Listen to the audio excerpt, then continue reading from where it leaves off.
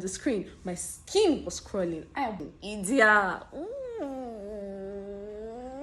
Hi guys, Sophie here. Let's talk To Kill a Monkey. Listen, the movie was amazing, but then you see the score, the soundtrack, you know, the film music in general. It was the icing on the cake. It was like, if you don't watch this movie, don't watch this video, just pause the video, go and watch the movie and come back. Let's talk, because there's so much to unpack here. I'm so excited. Let's now talk about Evie. What a very stupid girl. She had daddy issues, and in as much as we don't see it as a thing in Nigeria, it's actually a real thing. I mean, she was unloved. She didn't receive the love she was supposed to have received from, you know, her father. She didn't have a father figure in her life. Even if Effie was there, he was not really there. So I understand that when Obos came and, you know, he was showing her love, she would take it. Of course she would take it. I mean, he was giving her stability in a way. He promised to marry her. That was something that she never had. So obviously she would take it. And the thing is, she didn't get love in the right places. So she went to look for love in the wrong places. That's just it. Next person, Idia. I loved Idia so much. My husband. You want juice? She played that role to a fucking T. She really made me believe in the Pablets of Nigeria. And it's actually crazy because she was a very loyal wife. To the very end, she was very loyal. You know, Ida was like, listen, I'm here for a good time and a long time. Just give me money and always come back home to me. Even after sleeping with 200 women, come back to me. I'll be here to receive you.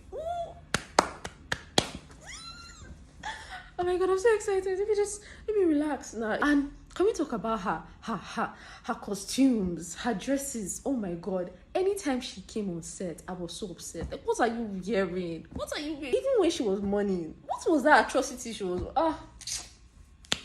Idia. Amazing. Now, let's talk about Nusa. I hated Nusa so much.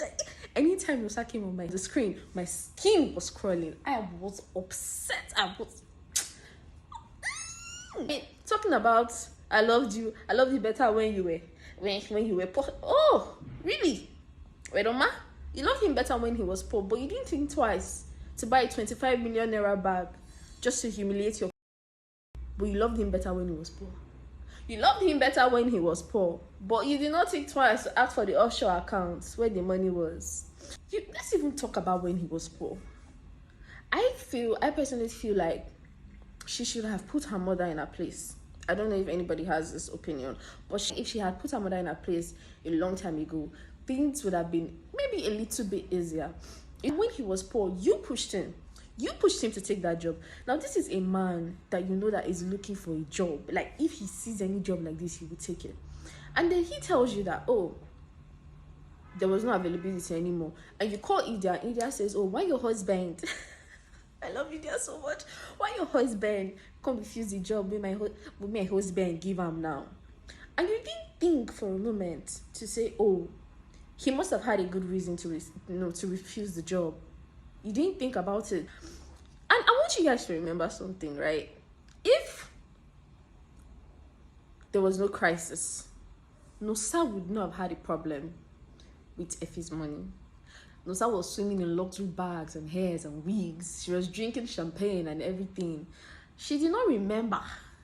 But the moment problem came, she now remembered that, oh, this is all about you. All this is happening because of you, Effie. How? It's happening because of the two of you. Maybe two people will come together to become one now. It's happening because of the two, because the two of you are bastards.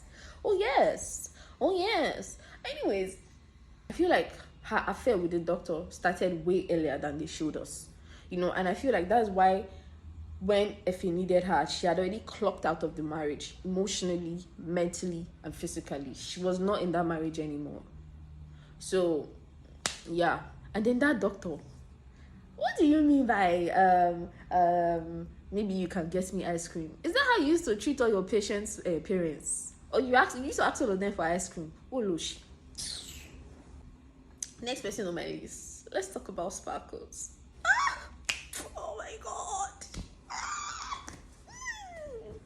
Let's talk about Sparkles. Listen, Sparkles was phenomenal. She was amazing. Her performance was brilliant. See, I'm a babe, I'm a girl like Sparkles, but her seduction, I could feel her seduction through the screen. Her allure, her everything, her charisma, her charm, it was perfect. She was amazing.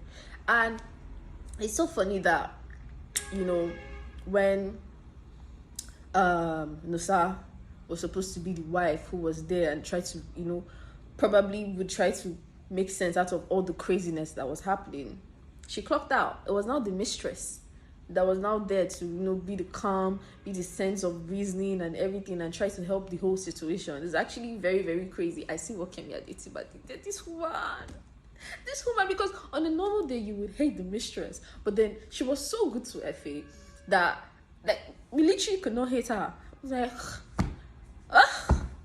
but she was amazing. And then, how do you leave Sparkles behind? How do you leave Sparkles behind? Chai. If you fuck up, you fuck up big time. I know what lie you. You leave Sparkles. You want to go without Sparkles. Don't you know the saying that hell had no fury like a woman's scorned? You don't know. Yeah, well, sorry, sir. Now, let's talk about Moturayo.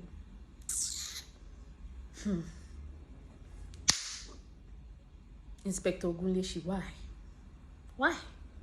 She was not in it for the good of other people. She was a selfish person. I think that's the word I want to use. She was not doing it because of those boys. She was doing it for herself. She did everything that she did for herself. Now, she had no reason to leave again. You guys don't understand that. She was grasping at straws because she needed to hold on to something. This was not about her proving to be a good inspector or her still proving to be a good police officer or a good person. This was her proving to herself that she was worthy of living. Let's actually see it like this, yeah?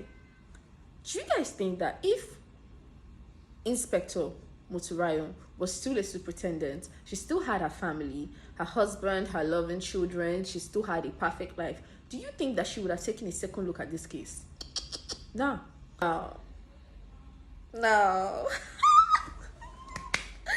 Let's talk about Boss Ube.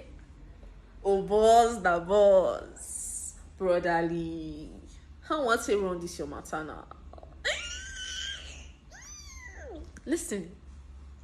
Let's give Buchi Franklin his flowers. In fact, which flowers? Let's give him his garden. I love his character so much. I don't know, maybe it's because I grew up in Benin, but he was spectacular. Let's even talk about his accent. He was so good. He was so believable. He was spectacular. Now, let's not talk about Obos. So I'm seeing a lot of things, a lot of takes that Obos didn't love Effie. I beg to differ. Obos loved Effie. Right from the very start. Maybe because he saved his life in the past, but he loved that man. I need you guys to understand that Obos was willing to help Effie even before he knew what Effie could do for him. Obos was wealthy. He had money. He did not need Effie. I need people to take a moment, just actually take a moment and understand that he did not need that man. That man needed him. A lot of people will literally say, oh yeah, he saved my life in the past, or yeah, take 500k, and that's it. But he wanted him to make money for himself too. He wanted him to have a source of livelihood. Let's talk about who Boss was. Boss was a selfish.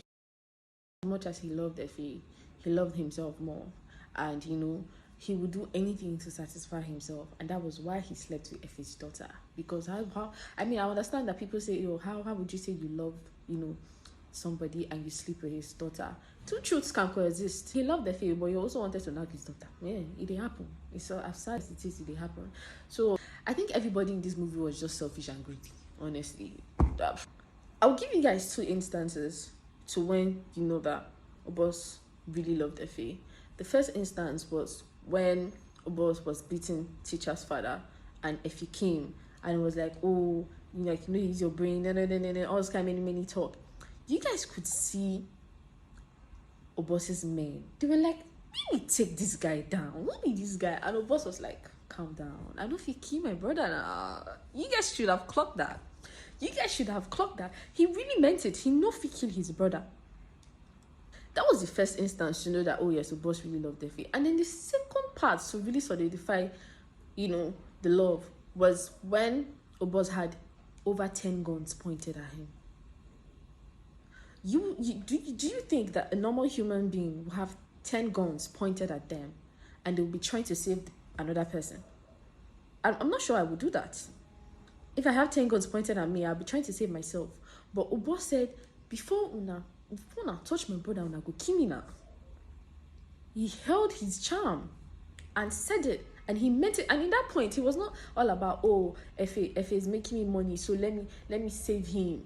That right there, that you will not even think about money when 10 guns are pointed at you. That right there was love. He loved that man. In his own psychotic way, he did love the man. But you know who Obos loved more than Efe? Idia. Obos loved his wife. You guys should remember the scene where Idia was almost killed at the spa, and then she comes back home and Obos rushes in. Did you guys see the look on Obos's face? Oh, it was pure gold. It was like, oh my God, my wife, the love of my life, my entire being. Obos loved Idia like mad, and that was so beautiful to see because trenches love. Amazing. Efemini Edewo, Mr. Self-Righteous, Mr. I am not a criminal. Wait on, sir. You guys need to understand something. Efe was book smart. Obos was street smart. If they had come together and made a plan to take teacher out, all these things for no they happen. If for no they waste our time for here, they talk all these 20 things where we talk. If for no they happen, we just needed them to come together as one. And now I understand that, he was trying to be a good man, but honestly, you're not a good man. Let's be honest, you're not a good man. So first of all, you were a deadbeat dad. Then you became a criminal. Then you became a murderer. And for some reason, you still thought that you were the righteous person. You still thought that, everybody was against you. Your family was against you. Yeah, but any Tom, Dick, and Harry can make money. But it takes brains to keep money. Wait on, sir. It takes brains to keep money. So how come you never made the money? How come you needed Obos to actually make the money? I mean, you're so self-righteous, but you ended up killing somebody that, you said was your brother, somebody that you said that you loved the most.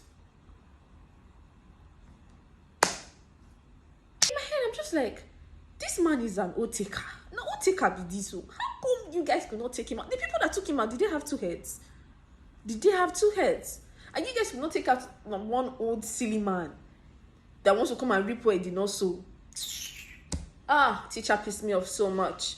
Can we talk about the betrayal scene?